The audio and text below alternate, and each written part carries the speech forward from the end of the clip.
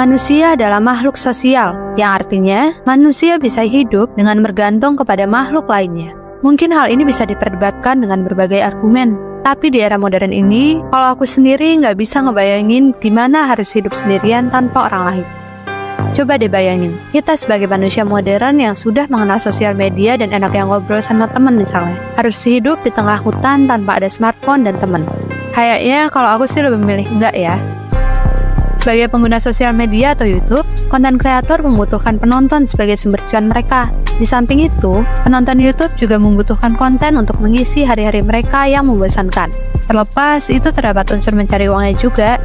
Tapi itulah kita sebagai manusia. Walaupun sudah berpindah ke dunia digital sekalipun, kita memerlukan orang lain dan juga bersosial.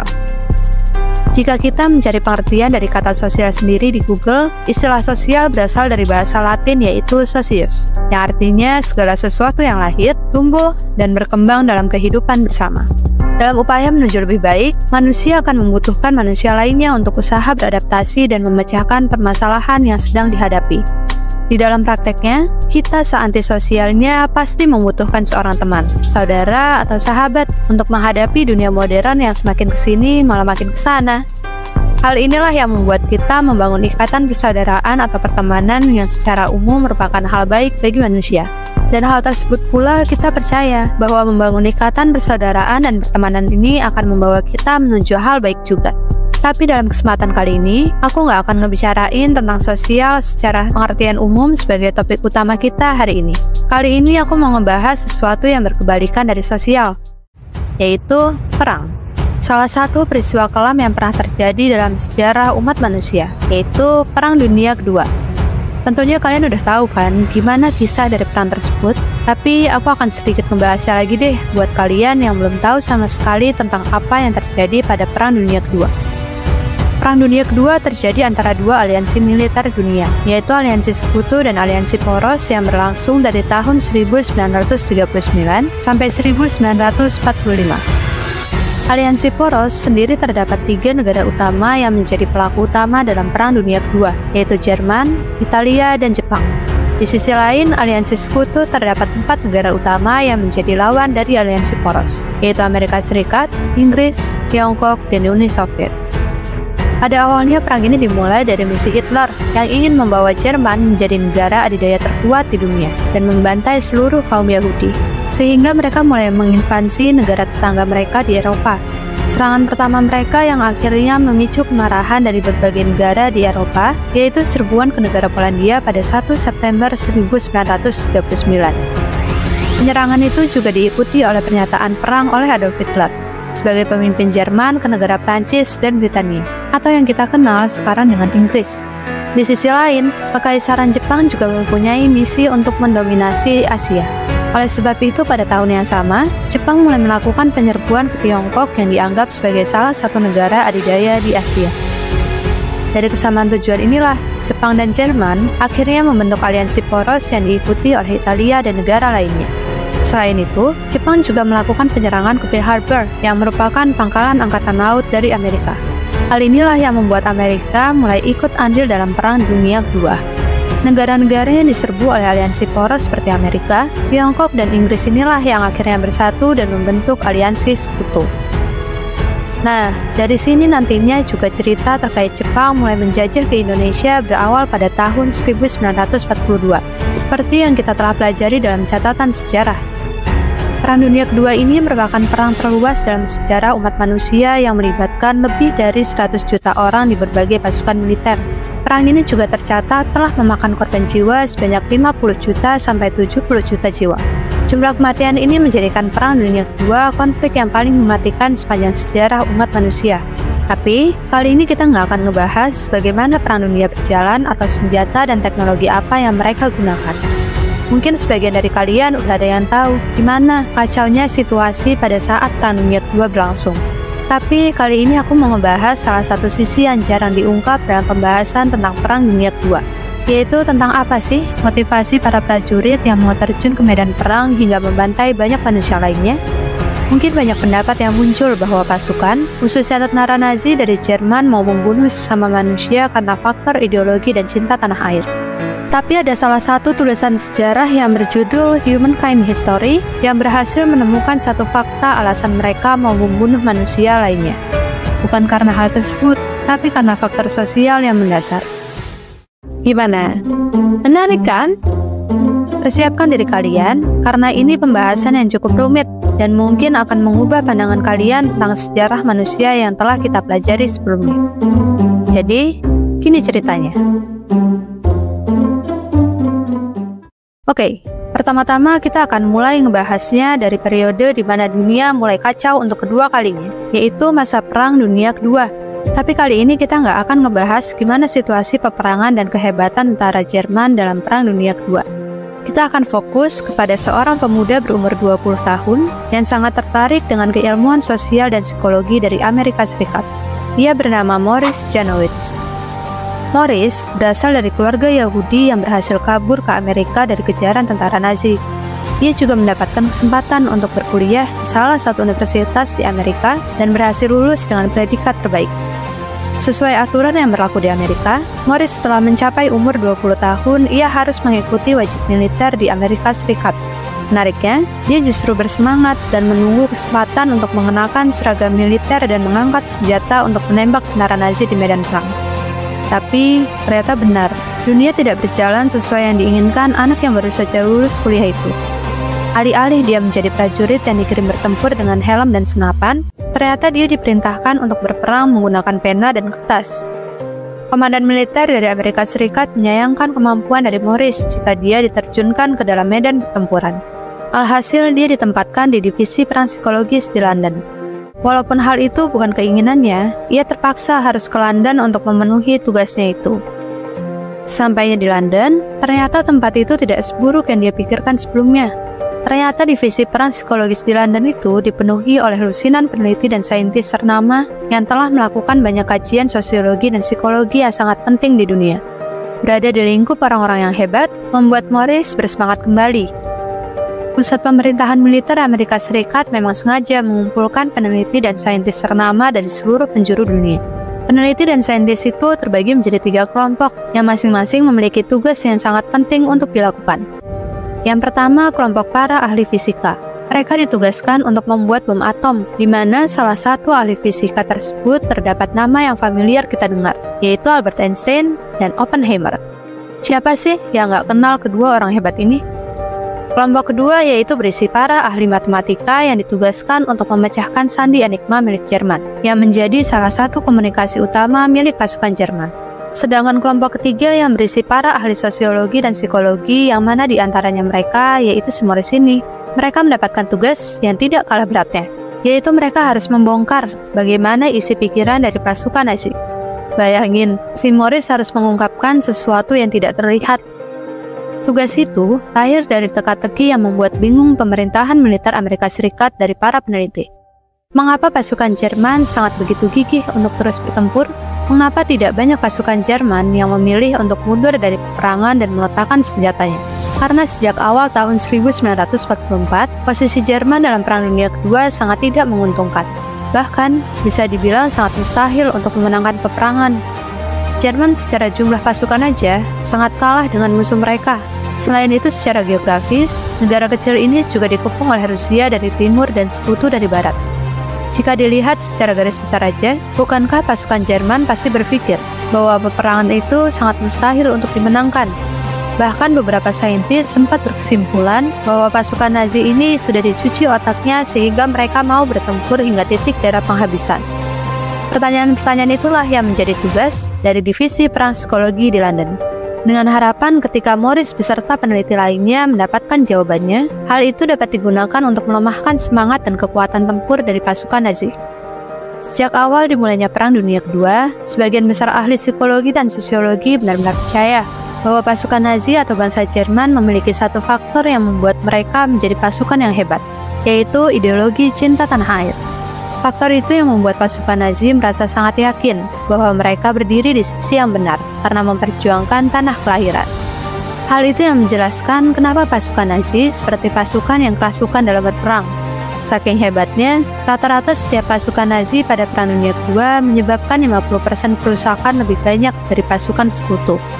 Selain itu, hampir seluruh pasukan militer yang ada di Jerman terjun ke medan pertempuran di Perang Dunia Kedua. Pasukan Nazi juga dikatakan lebih hebat dalam segala hal. Bahkan, pasukan milik Hitler itu dikatakan sebagai salah satu yang terhebat dalam sejarah. Semua hal itu pada diperkirakan oleh divisi perang psikologis, berasal dari akal ideologi cinta tanah air. Walaupun beberapa ahli psikologi dan sosiologi di divisi perang psikologis memilih untuk menyimpulkan bahwa kekuatan dari pasukan Nazi adalah rasa cinta tanah air mereka, namun hal itu tidak diterima oleh Morris. Ia masih percaya bahwa masih ada hal lain yang terlewat, dan hal itulah yang menjadi kekuatan dari pasukan Nazi. Demi mencari kesimpulan itu, Morris memutuskan untuk membuat serangkaian percobaan. Percobaan pertama ia lakukan dengan bantuan pasukan militer dengan membuat puluhan juta selebaran yang dibuat sedemikian rupa seperti selebaran umum di Jerman, yang nantinya disebarluaskan di hampir seluruh wilayah Jerman. Selebaran itu berisikan propaganda berita bahwa posisi Jerman sudah tanpa harapan, filosofi Nazi telah gagal, dan perjuangan sekutu itu benar. Berselang waktu setelah selebaran itu disebarkan, ternyata hasilnya tidak seperti yang diperhitungkan oleh Morris. Alih-alih hal itu dapat mengurangi semangat dari pasukan Nazi dalam bertempur, ternyata justru meningkatkan jumlah pasukan dari orang-orang yang sebelumnya tidak ikut bertempur di Jerman. Selain itu, banyak pasukan yang terluka atau baru saja sembuh juga kembali turun ke medan perang. Singkat cerita, kekuatan tempur dari Nazi menjadi meningkat. Hal ini malah membuat kebingungan divisi perang psikologis, khususnya si Morris. Strategi kedua. Beberapa bulan berlalu setelah kegagalan dari rencana pertama, semangat dari peneliti yang ada di divisi perang psikologis tak surut, termasuk si Morris. Mereka kembali merencanakan sesuatu dengan mempertimbangkan juga dampak yang dihasilkan. Morris dan rekannya sesama peneliti bernama Edward Shields memutuskan untuk mencari data terkait pasukan Nazi, yaitu dengan cara membuat survei guna mengukur efek kampanye selebaran. Akhirnya, mereka pergi ke Paris yang baru saja dimerdekakan untuk mewawancarai ratusan dari tawanan perang Jerman yang tertangkap. Selama berminggu-minggu mewawancarai para tawanan perang pasukan Nazi, barulah mereka mulai menyadari, ternyata selama ini mereka keliru. Bukan karena daya tarik ideologi Nazi, bukan juga karena mereka berhayal masih bisa menang dalam Perang Dunia Kedua, bukan juga hasil cuci otak. Namun alasan yang sebenarnya mengapa tentara Jerman mampu berjuang seperti manusia super jauh lebih sederhana. Apa yang membuat pasukan Nazi melawan pasukan sekutu mati-matian dalam Perang Dunia Kedua? Ternyata karena mereka tak ingin mengecewakan kawan-kawan. Ternyata para komandan militer pasukan Nazi mengetahui hal itu dan memanfaatkannya sebaik mungkin. Para jenderal Nazi sampai bersusah payah menjaga persahabatan dalam pasukan, bahkan menarik mundur divisi-divisi secara keseluruhan selagi para rekrutan baru menjalin persahabatan, baru mengirim kembali mereka ke pertempuran. Ternyata karena orang-orang Jerman menjalin persahabatan inilah yang membuat tentara Jerman menjadi lebih hebat. Namun, fakta itu malah membuat Morris semakin bingung. Bagaimana bisa monster-monster ternyata termotivasi atas kesetiakawanan? Namun hal persis itulah yang disimpulkan oleh Morris. Ketika para peneliti di divisi perang psikologis memikirkan hasil mereka tiba-tiba mengerti mengapa strategi kampanye selebaran propaganda hampir tak berdampak. Mengenai pengaruh jutaan selebaran yang dijatuhkan di wilayah Jerman, faktanya sebagian besar tawanan Jerman tidak ingat bahwa selebaran itu mengkritik Nazisme. Mereka hanya tahu bahwa hal itu menghina saudara mereka. Banyak tawanan perang dari Jerman di Prancis tertawa sedemikian keras ketika ditanya tentang pandangan ideologi Nazi. Taktik, latihan, ideologi semuanya penting untuk tentara. Morris dan peneliti lain setuju akan hal itu. Namun rasa persaudaraan antar pasukanlah yang menjadi senjata perang yang mematikan. Temuan-temuan itu dipublikasikan tak lama sesudah Perang Dunia Kedua berakhir oleh Morris. Banyak para ahli yang mengembangkan penelitian itu. Puncaknya terjadi pada tahun 2001. Ketika para ahli sejarah menemukan 150.000 halaman ketika percakapan yang didengar oleh Dinas Rahasia Amerika Serikat. Itu adalah transkrip hal-hal yang dikatakan oleh sekitar 4.000 orang Jerman di kamp tawanan perang yang dipasangi alat penyadap di Fort Hunt, Washington DC. Pembicaraan mereka menunjukkan bahwa pasukan Jerman sangat menjunjung tinggi kesetiaan dan persahabatan. Bahkan mereka rela mengorbankan nyawa mereka demi sahabatnya bisa kembali dengan selamat. Sebaliknya, sentimen terhadap Yahudi dan kemurnian ideologi Nazi ternyata berperan kecil dalam semangat mereka ketika berperang. Wow, sangat out of the box. Sebuah ikatan persaudaraan dapat membentuk suatu pasukan yang sangat hebat. Perspektif dari pasukan sekutu, penemuan dari kelompok Morris dari analisanya terhadap pasukan Nazi tersebut mengunggah banyak pakar ahli sosiologi lain untuk melihat apakah pola yang sama juga terjadi pada pasukan Amerika pada Perang Dunia Kedua, tepatnya pada tahun 1949. Setelah Perang Dunia Kedua berakhir, salah satu tim sosiologi di Amerika melakukan cara yang sama dengan yang dilakukan oleh Morris pada tawanan Perang Nazi di Prancis, yaitu mengumpulkan survei. Bedanya, mereka melakukan survei itu kepada sejumlah kurang lebih 500.000 veteran Perang Dunia Kedua dari pasukan Amerika Serikat.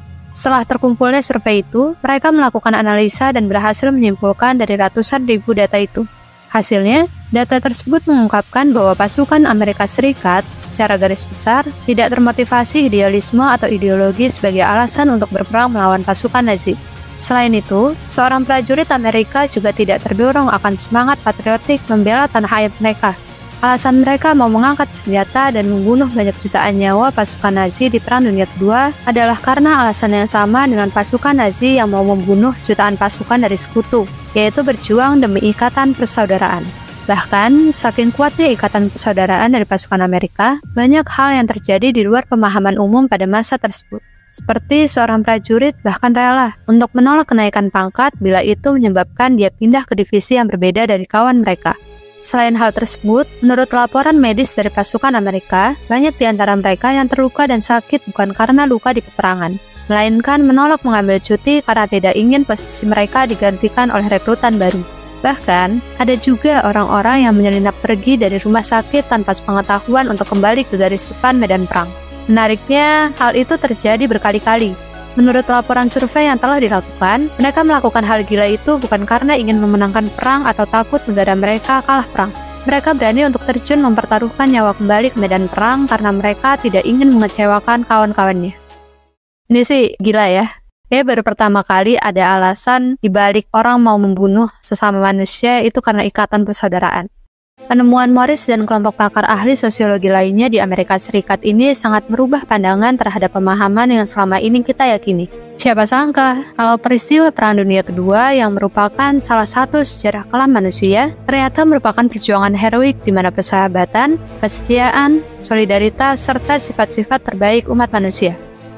Yang mana hal itu juga yang menjadi alasan jutaan pasukan tersebut melakukan pembantaian satu sama lain, hingga menjadikan Perang Dunia Kedua menjadi salah satu peristiwa yang menyebabkan banyak nyawa manusia melayang dalam sejarah. Namun, siapa sangka kalau ikatan persaudaraan dan kesetiakawanan dapat membawa manusia berujung pembantaian massal. Gimana menurut kalian? Apakah kalian punya pendapat lain? Coba kasih pendapat atau teori konspirasi kalian di kolom komentar ya. Jangan lupa like, komen, dan subscribe, biar kita bisa terus semangat untuk berkarya dalam menyusun cerita-cerita lainnya tentang manusia di masa lalu. Nantikan pembahasan menarik lainnya. Sampai jumpa kembali di video selanjutnya.